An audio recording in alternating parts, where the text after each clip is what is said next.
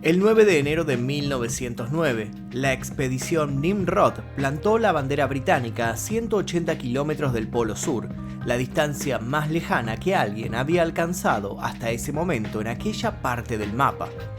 Unos meses después, 4 exploradores inuit, acompañados por 2 exploradores estadounidenses, llegaron a una distancia de pocos kilómetros del Polo Norte, otro gran hito.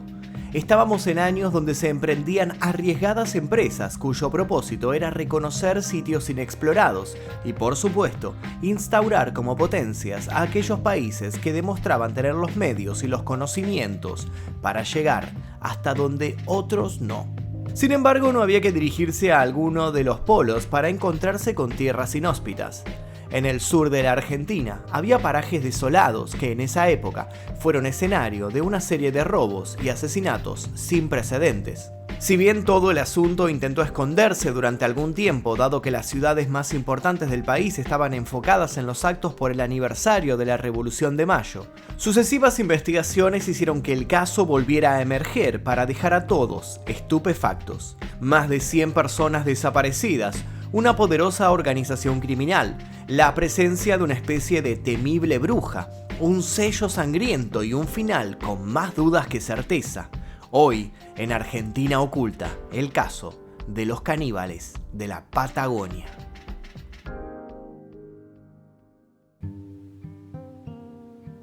El 15 de abril de 1909 se presentó en la comisaría ubicada en El Cuy el comerciante Salomón Daoud. Había en él preocupación y un terrible presentimiento. Cuando alguien se prestó a tomarle declaración, soltó todo. Su hermano y un peón, ambos de origen árabe como él, habían partido desde General Roca en agosto de 1907 con mercancías para vender en los parajes y campos del departamento 9 de julio. Según los planes, iban a volver pasados algunos meses. Sin embargo, jamás habían regresado.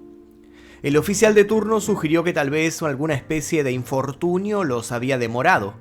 Salomón negó con la cabeza, no. Tenía su seria sospecha de que los hombres habían sido asesinados. Sus especulaciones se basaban en averiguaciones realizadas por cuenta propia. Había podido comprobar que su hermano y el peón habían sido vistos por última vez en el paraje Lanzanilleo en octubre del año pasado. Tiempo después, solo habían sido encontradas las 2 mulas y el caballo en el que viajaban. Ante la aún incrédula mirada de quien escribía todo lo que decía, Salomón agregó un dato aún más revelador. No era la primera vez que hombres enviados por él a una travesía semejante no regresaban. Algo particularmente malo, para ser más exactos, estaba ocurriendo en esos caminos poco transitados. Sin saberlo, Salomón brindaba a la policía los datos necesarios para que se iniciara una investigación que revolvería los estómagos más sensibles y dejaría a la vista un nefasto entramado. Pero no nos adelantemos. Antes de continuar, es necesario que conozcamos el contexto en el que se movían los conocidos como mercachifles. Entre 1904 y 1909, las principales víctimas de misteriosas desapariciones fueron los conocidos mercachifles árabes provenientes del Líbano y Siria, conocidos por aquí como los turcos, personas que se arriesgaban a internarse en las soledades patagónicas en busca de sustento. En sus carretones trasladaban mercaderías de todo tipo que les daban en concesión comerciantes del Alto Valle y Neuquén. Al llegar a los diferentes poblados, estos hombres hacían sonar un chifle, de allí su apodo. Las personas se agrupaban a sus alrededores, siempre ansiosas de encontrarse con alguna novedad o algún inesperado tesoro. Esta forma de ganarse la vida implicaba correr graves riesgos, siendo el principal de ellos el de atravesar territorios sin presencia efectiva del Estado. Algunos de los comerciantes habían llegado a registrar unos 55 vendedores ambulantes de origen árabe que no habían regresado a regularizar su deuda. Muchos habían sospechado de un fraude, se habían sentido estafados por esos sujetos. Otros, como Salomón, empezaron a ser invadidos por la consternación y miraban con intriga hacia el horizonte. ¿Y si los vendedores estaban siendo atacados por alguien o algo cuando emprendían el viaje? Frente a la creciente sensación de alarma y con el fin de investigar los pormenores de las desapariciones de aquellos mercachifles, fue que se designó al comisario José M. Torino al caso. Torino era un hombre de pocas palabras, rudo, imperturbable, con una reputación elevada en la zona. Muchos incluso le temían. Nadie quería tener problemas con él. Se rumoreaba que los hombres bajo su mando eran los más salvajes. Quienes en ese momento ocupaban el cargo de gobernador de la provincia y quien ostentaba el título de jefe de la policía provincial, lo consideraron la persona indicada para develar lo que estaba aconteciendo. Nadie se imaginaba lo que Torino iba a encontrar. Lo primero que hizo Torino fue partir con una comitiva de hombres. Su plan era recorrer los mismos senderos que atravesaban los mercachifles para así poder reconstruir con precisión sus andadas y quizás de este modo encontrarle una respuesta a lo que pasaba. El comisario Torino estaba preparado para que aquello lo llevara a un callejón sin salida. Muy por el contrario, la punta del ovillo se presentó ante él de inmediato. El hombre y sus refuerzos iniciaron su recorrido en el paraje Lagunitas y allí se toparon con un joven de unos 16 años llamado Juan Aburto. El muchacho, disgustado con su padre, dispuesto a romper ciertos códigos de silencio, no tardó en brindar información de vital importancia. Aburto había sido testigo presencial de más de 40 asesinatos cometidos contra vendedores ambulantes de origen árabe. Todo lo contó con tono frívolo, desapasionado, sin muestras de empatía por las víctimas. Los otros empezaron a tomar notas sin perder ni un segundo. Mientras más declaraba Juan, más espeluznante se ponía el panorama. El paraje Lagunitas está ubicado en el vértice sudoeste de la provincia de Río Negro, en el departamento 9 de Julio.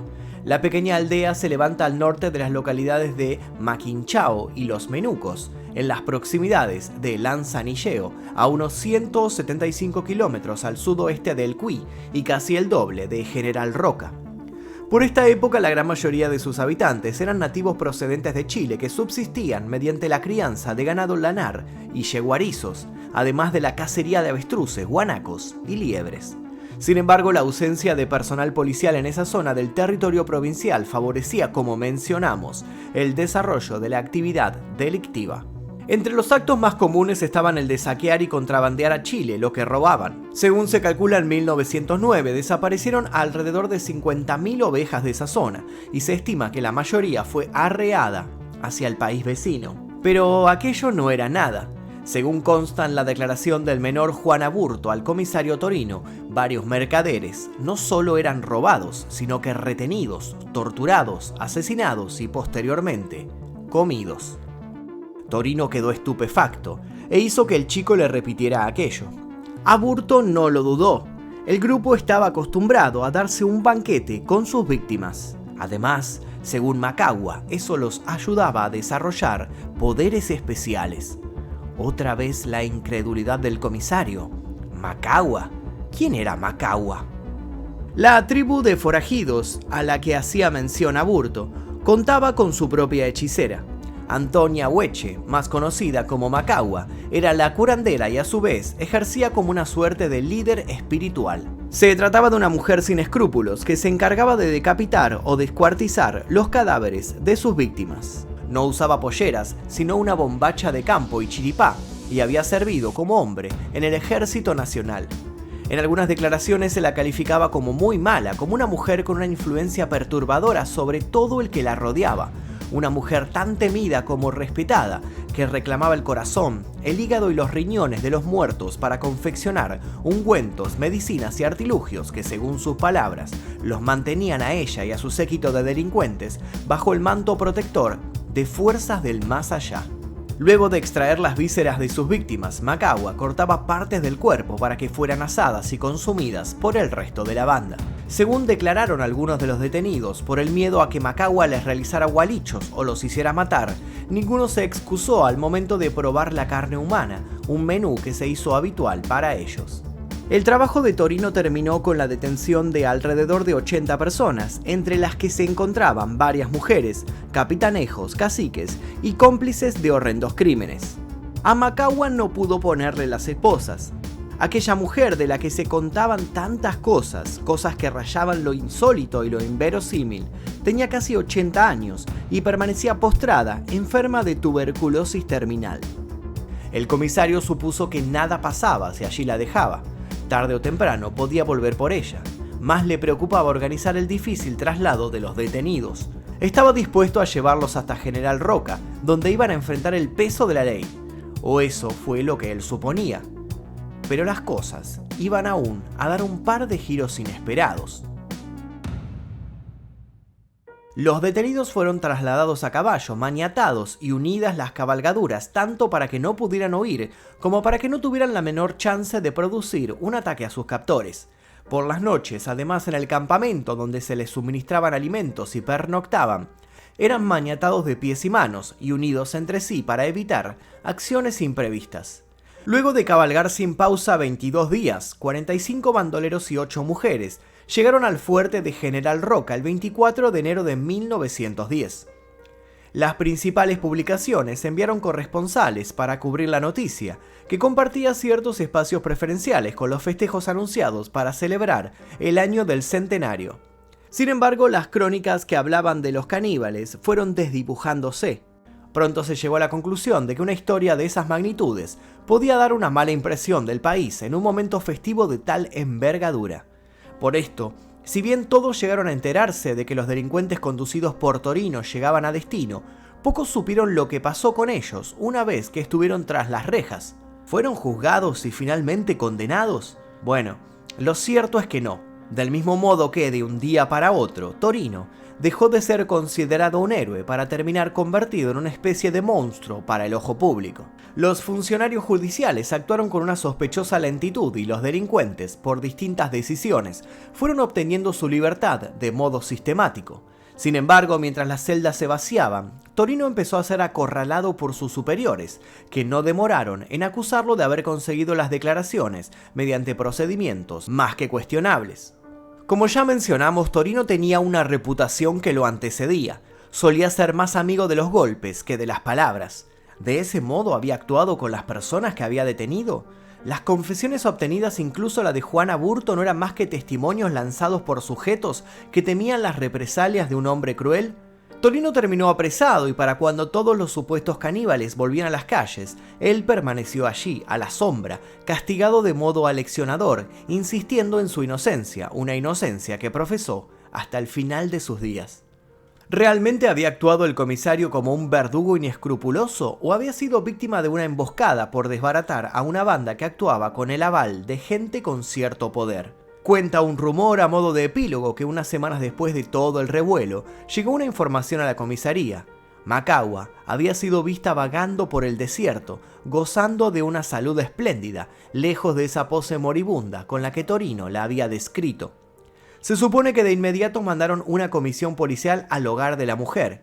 Los uniformados que entraron a la choza encontraron sobre una de las mesas un papel firmado por un influyente patrón de estancia de la zona que le pedía a las fuerzas de seguridad que dejaran a la mujer tranquila. ¿Tenía la mítica hechicera conexiones con personas de la alta alcurnia? ¿Así había conseguido inmunidad? ¿O realmente la había conseguido gracias a sus sacrificios y sangrientas ofrendas? De un modo o de otro, lo cierto es que nunca más se supo de ella ni se la volvió a encontrar. Se perdió en esos caminos, dejando apenas unas borrosas huellas que el tiempo, lento pero sin pausa, se encargó de borrar. Las mismas que nos trajeron hasta aquí, hasta otro capítulo de nuestra Argentina Oculta. Y hasta aquí un nuevo video de Argentina Oculta para Clarín. Si les interesó la historia, los invito a dejar un like, a suscribirse y a activar notificaciones. También los invito a dejar un comentario aquí debajo con sugerencias para posibles futuros videos. Yo les voy a dejar un par de videos aquí para que sigan recorriendo este canal y haciendo maratón. Mi nombre es Magnus Mephisto, nos veremos seguramente la próxima. Adiós.